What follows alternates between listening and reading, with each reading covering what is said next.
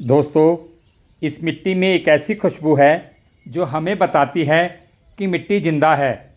और ये देखिए दोस्तों, बिल्कुल छप्पर जैसी भुरभुरी, हल्की और ऑर्गेनिक। बारिश कितनी भी हो जाए, पानी यहाँ खड़ा नहीं होता। अब आप इसी बात से अंदाज़ा लगाइए कि जब ऐसी मिट्टी में मोरिंगा का बीज पड़ता होगा तो उससे निकलने वाले पौधों को कैसी ताकत मिलती होगी। दोस्तों, आज की कहानी यहीं से शुरू होती है, क्योंकि आज मैं आपको मोरिंगा का पौधा दिखाने नहीं आया हूँ।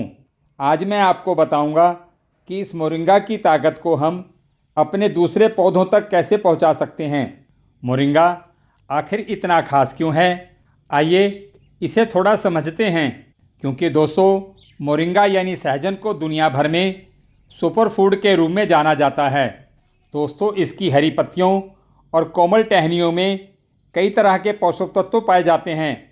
लेकिन यहाँ मेरी बात को बड़े ध्यान से सुनिएगा कि मोरिंगा की पत्तियों को तोड़कर सीधे मिट्टी में डाल देना ही इसका सही इस्तेमाल नहीं है। अगर हमें इसके सैल्यूबल न्यूट्रिएंट्स और प्लांट सपोर्टिंग कंपाउंड का पूरा फ़ायदा पौधों तक पहुँचाना है तो हमें इसे सही तरीके से तैयार करना होगा। दोस्तों, मोरिंगा के घोल को तैयार करने की इस प्रक्रिया में कुछ महत्वपूर्ण बातें हैं जिन्हें समझना बहुत ही ज़रूरी है। सबसे पहले लेते हैं ताज़ा मोरिंगा की पत्तियां और कोमल टहनियाँ। 2 किलो मोरिंगा की पत्तियां और कोमल टहनियों को 4 लीटर पानी के साथ मिट्टी के बर्तन में 3 से 4 उबाल आने तक गर्म करना है।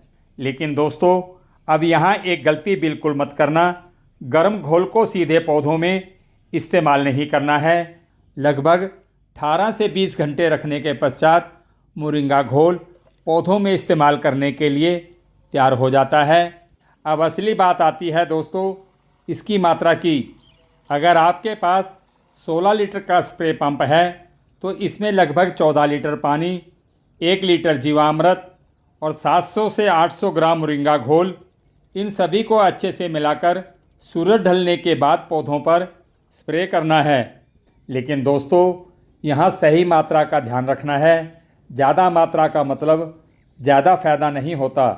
दोस्तों, पौधों के मामले में सही चीज़ की सही मात्रा और सही समय बहुत महत्वपूर्ण होता है। पौधों की नई ग्रोथ के समय या फ्लावरिंग की तैयारी के दौरान इसका इस्तेमाल किया जा सकता है। लेकिन दोस्तों, यहाँ आपके मन में एक सवाल ज़रूर आ रहा होगा कि मोरिंगा को इस तरीके से तैयार करने की ज़रूरत क्यों पड़ी। दोस्तों, मोरिंगा के घोल में जीवामृत मिलाने का उद्देश्य क्या है और अगर इसे मिट्टी में देना है तो कितनी मात्रा में देना चाहिए, यही वो बातें हैं दोस्तों जो इसे प्रैक्टिकल समझना ज़रूरी बनाता है। क्योंकि गार्डनिंग में कुछ बना लेना ही काफ़ी नहीं होता।